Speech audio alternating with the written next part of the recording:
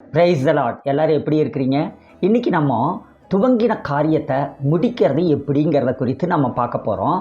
துவங்கின காரியத்தை முடிக்கிறது நமக்கு கடினமாக இருக்குதா? ஒரு எக்ஸாம்பிளுக்கு நீங்கள் ஒரு வீட்டை கட்டிகிட்டு இருக்கீங்க.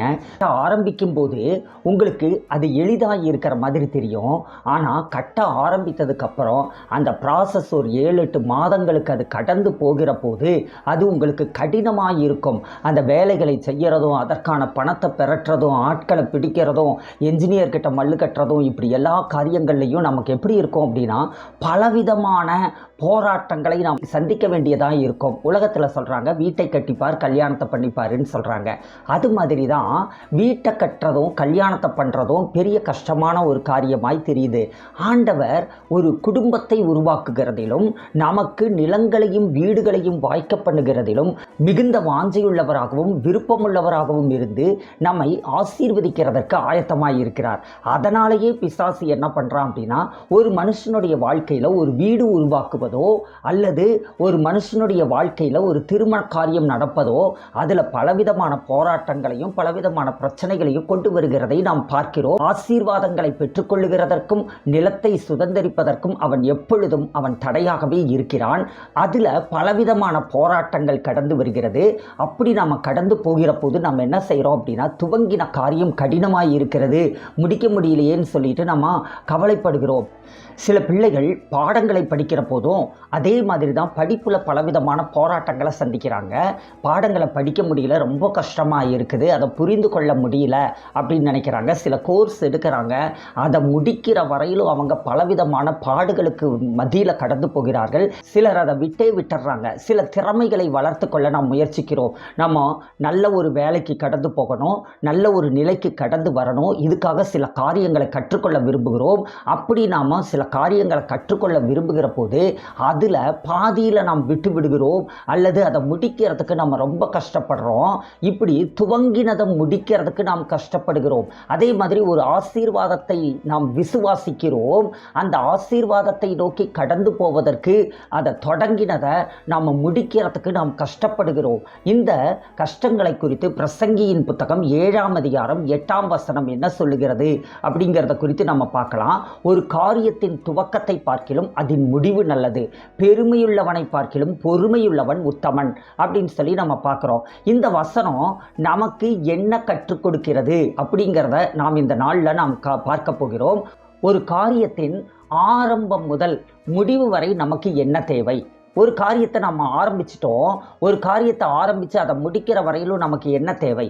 ஒரு ஆசீர்வாதத்தை விசுவாசிக்கிறோம் அல்லது ஒரு காரியத்தை நம்ம ஸ்டார்ட் பண்ணிட்டோம், ஒரு விசுவாசத்தில் அதை செய்ய ஆரம்பிச்சிட்டோம், ஆனால் அது முடிக்கிற வரையிலும் நமக்கு என்ன தேவை அப்படின்னு பார்த்தீங்கன்னா, முதலாவதாக நாம் ஒரு காரியத்தை ஆரம்பித்து அதை முடிக்கிற வரையிலும் நமக்கு பொறுமை தேவை. இரண்டாவதாக விடாமுயற்சி தேவை. மூன்றாவதாக நீடித்த நம்பிக்கை, அதாவது தொடர்ந்தேர்ச்சையாய் வைக்கக்கூடிய விசுவாசம், தொடர்ந்து வைக்கக்கூடியதான நம்பிக்கை தேவை. பொறுமை, விடாமுயற்சி, அந்த தொடர்ந்தேர்ச்சையான நம்பிக்கை அல்லது விசுவாசம், இதனுடைய பலன்கள் நமக்கு வேல்யூபிள் லெசன்ஸை நமக்கு கற்றுக் கொடுக்கிறதை நாம் பார்க்க முடியும். சரி, பிரசங்கியின் புத்தகம் 7ஆம் அதிகாரம் 8ஆம் வசனம் ஒரு ஆழமான உண்மையை நமக்கு கற்றுக் கொடுக்குது. ஒரு விஷயத்தின் முடிவு பெரும்பாலும் அதன் தொடக்கத்தை விட கடினமாக தாங்க இருக்கும். ஒன்று ஆரம்பிக்கிறது ரொம்ப ஈஸி, ஆனால் அதை முடிக்கிறது தான் நமக்கு ரொம்ப கஷ்டமாக இருக்கும். பிரசங்கியின் புத்தகம் 7ஆம் அதிகாரம் 8ஆம் வசனம் சொல்லுகிறது, ஒரு காரியத்தின் துவக்கத்தை பார்க்கிலும் அதன் முடிவு நல்லது அப்படின்னு சொல்லி நாம பார்க்கிறோம். இந்த வசனத்தின் கருத்துல 3 காரியங்கள் அடங்கி இருக்குது. ஒன்று, பலன்களை பற்றினது மாத்திரமல்ல, அதாவது பலன் அப்படிங்கிறது அது கடைசியாய் வரக்கூடியது. ரெண்டாவது காரியம் என்னன்னா, வழியில் நிகழக்கூடிய செயல்முறைகள், அதாவது ப்ராசஸ். ஒரு காரியத்தை நம்ம ஆரம்பித்ததில் இருந்து அதை முடிக்கிற வரையில் இருக்கக்கூடிய செயல்முறைகள், ஒழுங்கு, நாம் செய்ய வேண்டிய செய்முறைகள். அந்த செயல்முறைகள் அப்படின்னா ஒரு செயலை செய்யக்கூடிய ஒழுங்கு. அதாவது ஒரு காரியத்தை ஆரம்பிச்சிட்டிங்க, அந்த காரியத்தை முடிக்கிற வரையிலும் நீங்கள் என்ன செய்ய வேண்டியது இருக்கும் அப்படின்னா, அந்த காரியத்தை செய்து முடிப்பதற்கான சில ஒழுங்குகளை நீங்கள் பின்பற்ற வேண்டியதாக இருக்கும். மூன்றாவது காரியம், வளர்ச்சி பற்றியது. அதாவது அந்த காரியத்தை செய்வதற்கான அந்த உத்வேகம், அந்த திறமை, அந்த செயல்படுகிறதில் காணப்படுகிற ஒழுங்கு, இதில் நம்ம வளர்ந்து பெருகுவது. அப்போது நீங்கள் ஒரு காரியத்தை செய்கிற போது அதில் காணப்படுகிற அந்த செயல்முறைகள், அதில் இருக்கக்கூடிய ப்ராசஸ், ஒரு வீட்டை கட்டணும் அப்படின்னா 7-8 மாதம் கட்டி முடிக்கிற வரையிலும் அதில் பலவிதமான செயல்முறைகள் இருக்குது. அது எல்லாமே நமக்கு புதுசு தான், அதை செய்யறது நமக்கு கடினம்தான். அந்த காரியங்களில் இருக்கக்கூடிய அந்த செயல் ஒழுங்குகள், அந்த ஒழுங்குகளை நீங்கள் அடாப்ட் ஆகிக்கிட்டு அந்த ஒழுங்குகளுக்கு உங்கள் மனதை பொருத்தி கொண்டு நீங்கள் செய்ய ஆரம்பிக்கிற போது செய்வதற்கான அந்த திறமையும், செய்வதற்கான மனோபாவமும், செய்வதற்கான முயற்சியும், விடாமுயற்சியும் இதெல்லாம் நமக்குள்ள வளர ஆரம்பிச்சிருதுங்க. அதைத்தான் நம்ம இங்கே பார்க்குறோம். அதாவது ஒரு காரியத்தின் துவக்கத்தை பார்க்கிலும் அதன் முடிவு நல்லது. இதில் அந்த பலன் என்பது கடைசியாக வரக்கூடியது. வழியில் நடக்கக்கூடிய அந்த செயல்முறைகள் என்ன பண்ணுது அப்படின்னா, அதை செய்ய செய்ய செய்ய செய்ய நமக்கு எல்லாவற்றிலும் வளர்ச்சியை உண்டாக்குகிறது. நம்மளுடைய ஒழுங்குகளில், டிசிப்ளினில் ஒரு வளர்ச்சியை உண்டாக்குது. நம்மளுடைய குணாதிசயத்தில் வளர்ச்சியை உண்டாக்குது. பொறுமையில் வளர்ச்சியை உண்டாக்குது. சகிப்புத்தன்மையில் வளர்ச்சியை உண்டாக்குது. விசுவாசத்தில் வளர்ச்சியை உண்டாக்குது. சரி, இப்போ ஒரு உதாரணத்துக்கு நீங்கள் ஒரு குழந்தை பெற்றுக்கொள்ளுகிறீர்கள். குழந்தை பிறக்கணும்னு புதிதாய் கல்யாணமான தம்பதிகள் எல்லாருக்குமே குழந்தை பெற்றுக்கணுங்கிறது ரொம்ப ஒரு ஆசையான ஒரு விஷயமா இருக்கும். அதுக்காக அவர்கள் முயற்சி செய்வார்கள். ஒரு குழந்தை பிறந்துருது. ஆனால் அந்த குழந்தை பிறந்த உடனேயே இந்த குழந்தைய நான் ஒரு டாக்டர் ஆக்க போகிறேன், நான் ஒரு என்ஜினியர் ஆக்க போகிறேன், அல்லது இந்த குழந்தைய நான் ஒரு ஊழியக்காரனாக்க போகிறேன், இப்படி பல விதத்தில் பெற்றோர் கனவு காணுகிறார்கள். இந்த கனவை அல்லது தரிசனத்தை நிறைவேற்றுகிறதற்கு அந்த குழந்தை பிறந்ததில் இருந்து ஒரு 20-25 வருஷத்துக்கு அந்த குழந்தையை வளர்ப்பதுங்கிறது பல படிகளை கொண்ட ப்ராசஸ், செயல்முறை. அப்போது அந்த குழந்தையை வளர்க்கிறதுல நீங்கள் படிப்படியாக ஒவ்வொரு காரியத்திலும் கவனம் செலுத்தி அதுக்கு சில தியாகங்களை செய்து, நேரத்தை செலவழித்து, பணத்தை செலவழித்து, அந்த குழந்தைக்கு ஒழுங்குகளை கற்றுக் கொடுத்து, நீங்களும் ஒழுங்குகளை கற்றுக்கொண்டு பொறுமையோடும் சகிப்புத்தன்மையோடும் விடாமுயற்சியோடும் நீங்கள் செயல்படுகிற போதுதான் அந்த குழந்தையை நல்ல குழந்தையாக வளர்த்து ஒரு ஊழியக்காரனாகவோ அல்லது ஒரு டாக்டராகவோ ஒரு என்ஜினியராகவோ நீங்கள் வளர்த்து முடிக்க முடியுது. அப்போது குழந்தை பெற்றுக்கொண்டு அதை வளர்த்திருக்கிற எல்லாருக்குமே இது தெரியும். இது இந்த சகிப்புத்தன்மை உங்களுக்குள்ள என்ன ஆகுது, செய்ய செய்ய செய்ய செய்ய அது வந்துக்கிட்டே இருக்குது. பொறுமை வந்துட்டே இருக்கு, விசுவாசம் வந்துக்கிட்டே இருக்கு.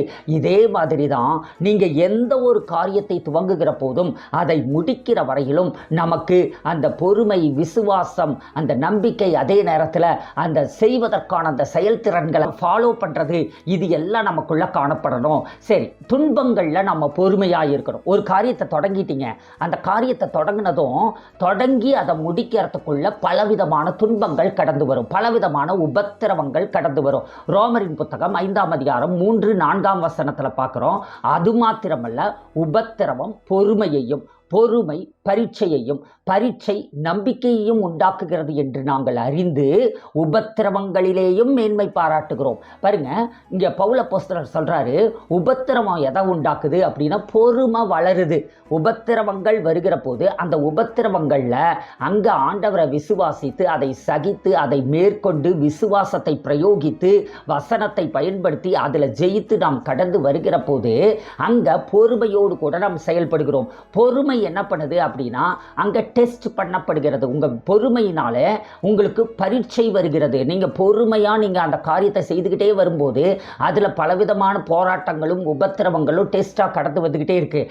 அந்த பரீட்சை என்ன பண்ணுது, அந்த டெஸ்ட் ஒவ்வொன்றா பாஸ் பண்ண பாதி கடந்துட்டோம், 60% கடந்துட்டோம், 70% கடந்துட்டோம், 80% கடந்துட்டோம், கண்களால் பார்க்கத்தக்க விதத்தில் என்னுடைய ஆசீர்வாதம் தெரிகிறது அப்படின்னு சொல்லிட்டு நமக்குள்ள அந்த விசுவாசம் வர ஆரம்பிச்சிருது. அப்போ பொறுமை பரீட்சை நம்பிக்கையையும் உண்டாக்குகிறதுங்கிறத நாங்கள் அறிந்து கொண்டு உபத்திரவங்களிலேயும் மேன்மை பாராட்டுகிறோம். அதனால தான் பவுல் சொல்கிறாரு, இக்காலத்து பாடுகள் இனி வருகிற மகிமைக்கு ஒப்பிடத்தக்கவைகள் அல்ல.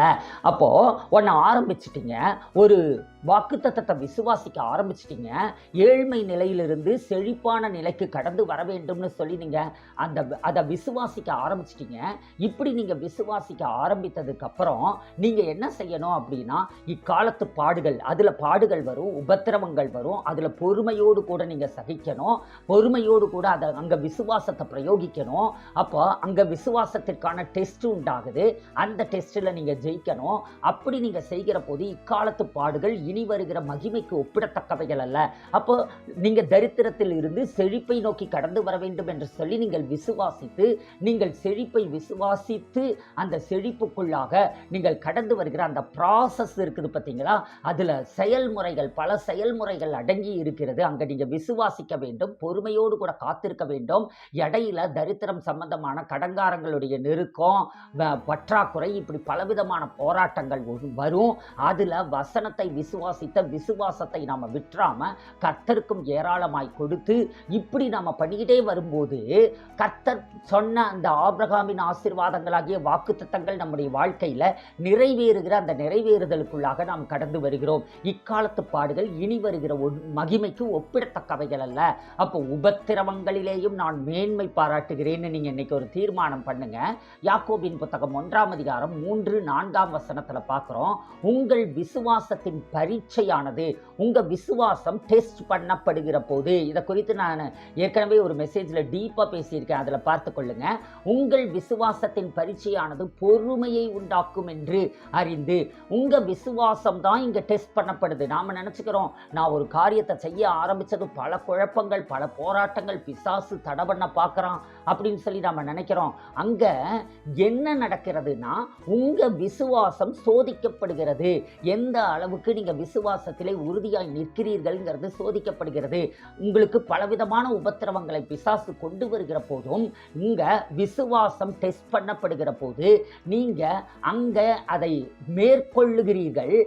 வசனத்தின் மூலமாக, சத்தியத்தின் மூலமாக, வெளிப்பாட்டின் மூலமாக நீங்கள் மேற்கொள்ளுகிறீர்கள். அதை மேற்கொள்ளுகிற போது பொறுமை உங்களுக்குள் பெருகுகிறது. அதை நினைச்சு நீங்க ரொம்ப சந்தோஷப்படுங்க அப்படின்னு சொல்லி பவுல் கற்றுக் கொடுக்கிறார். 4ஆம் வசனத்துல நீங்கள் ஒன்றிலும் குறைவுள்ளவர்களாயிராமல் அப்படின்னு நம்ம பார்க்கிறோம். நம்ம ஒன்றிலுமே குறைவுள்ளவர்களாக இருக்க வேண்டிய அவசியம் இல்லை. உங்க விசுவாசம் சோதிக்கப்படுகிற போது எதையோ தொடங்கிட்டீங்க, அதை தொடங்கினதை முடிக்க முடியாம இருக்கிறீங்க, நடுவழியில இருக்கிறீங்க, அங்க நீங்க பல போராட்டங்களை சந்திச்சிட்டு இருக்கிறீங்க. அதுல நீங்க ஒன்னிலையுமே குறைவுள்ளவர்களாய் இராமல் இருக்கிறதுக்கும், பூரணராய் இருக்கிறதுக்கும், நிறைவுள்ளவர்களாய் இருக்கிறதுக்கும் பொறுமை நமக்குள் பூரணமாய் கிரியை செய்ய கடவது. அப்போ பொறுமையோடு கூட அந்த பாதையில் நீங்கள் கடந்து போங்க. முன் வச்ச காலை பின் வச்சிடாதீங்க, ட்ராப் பண்ணிடாதீங்க. பிள்ளைங்க படிக்கிறதுல கஷ்டமாக இருக்குன்னு ட்ராப் அவுட் பண்ணுற மாதிரி ட்ராப் பண்ணிடாதீங்க. ஒரு காரியத்தை கற்றுக்கொள்ளுகிற போது பாதியில் ட்ராப் பண்ணிடாதீங்க. ஏற்கனவே ட்ராப் பண்ணி இருந்தீங்கன்னா ட்ராப் பண்ண காரியத்தை திரும்ப எடுங்க.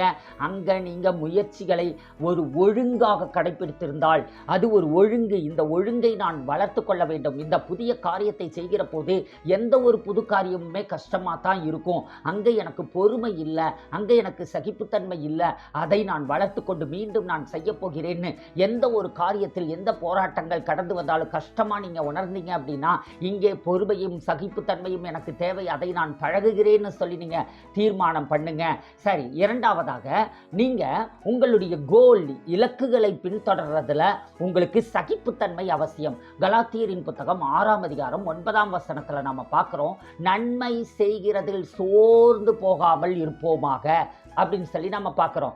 நன்மை செய்கிறதில் சோர்ந்து போகாமல் இருப்போமாக, நாம் தளர்ந்து போகாதிருந்தால் ஏற்ற காலத்தில் அறுப்போம்.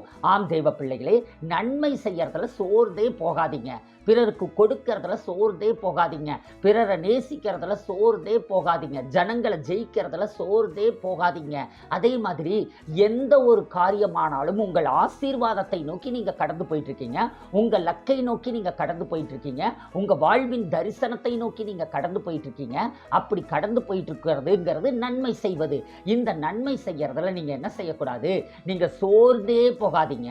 சோர்ந்து போகாம இருந்தா, நாம் தளர்ந்து போகாமல் இருந்தால் ஏற்ற காலத்தில் அறுப்போம். அப்போ நீங்க போக போக போக போக ஆரம்பம்னு ஒன்று இருந்தா முடிவுன்னு ஒன்று நிச்சயம் இருக்கும்.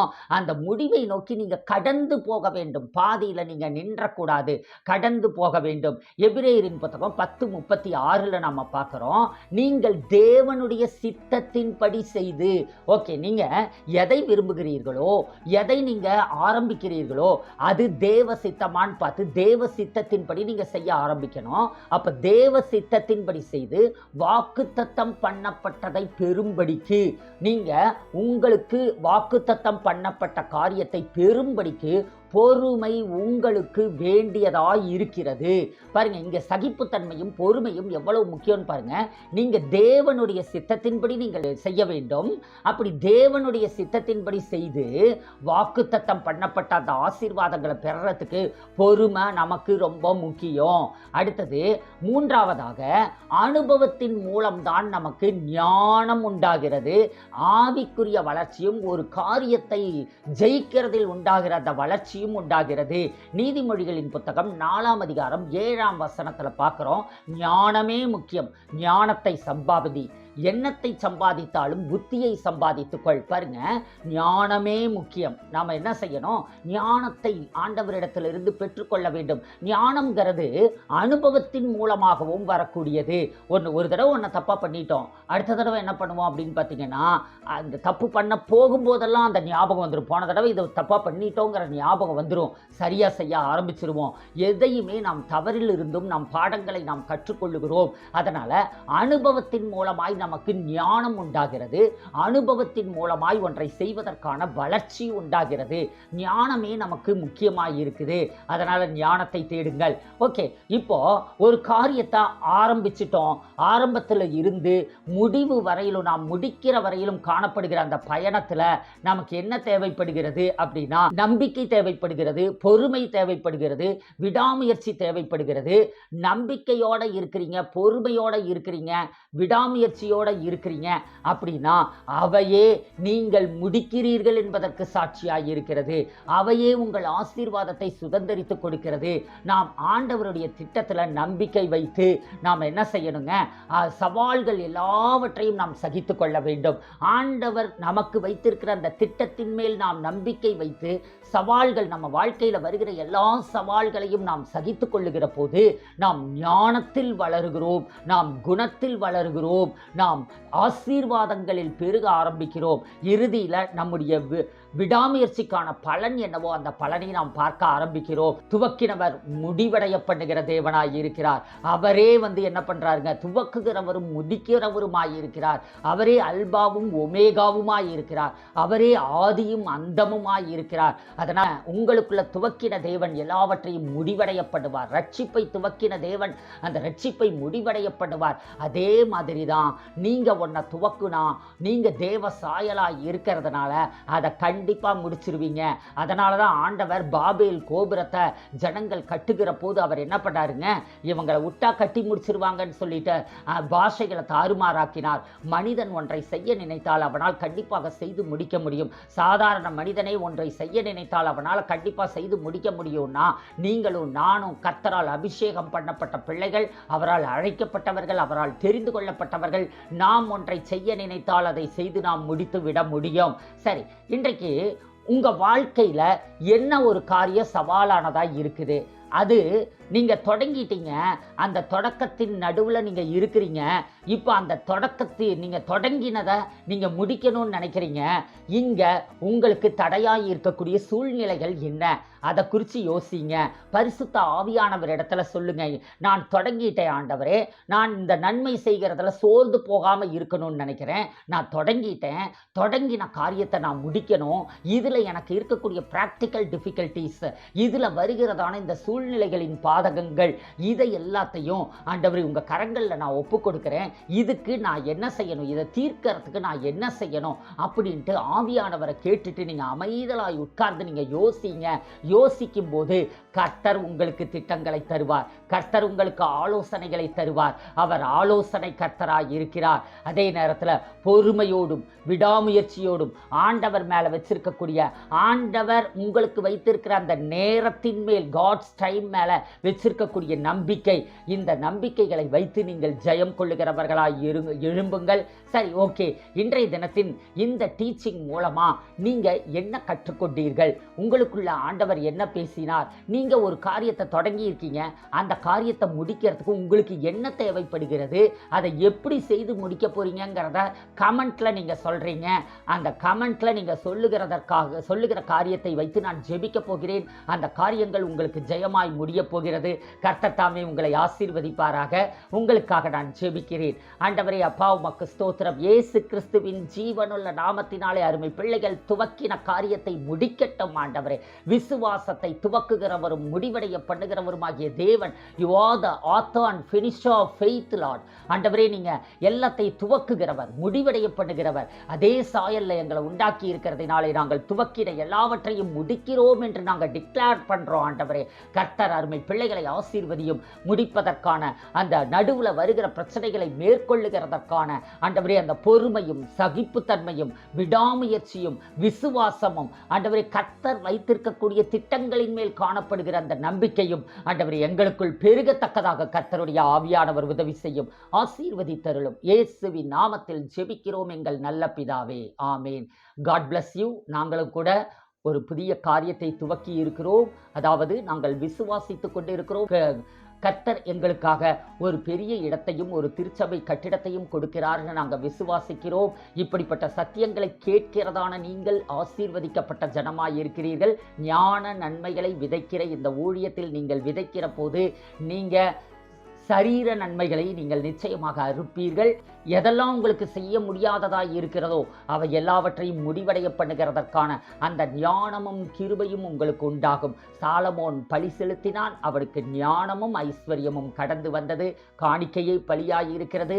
உங்களுடைய காணிக்கைகளை நீங்கள் அனுப்பி வையுங்கள். கர்த்தர் தாமே உங்களை ஆசீர்வதிப்பாராக. ஆமேன். God bless you.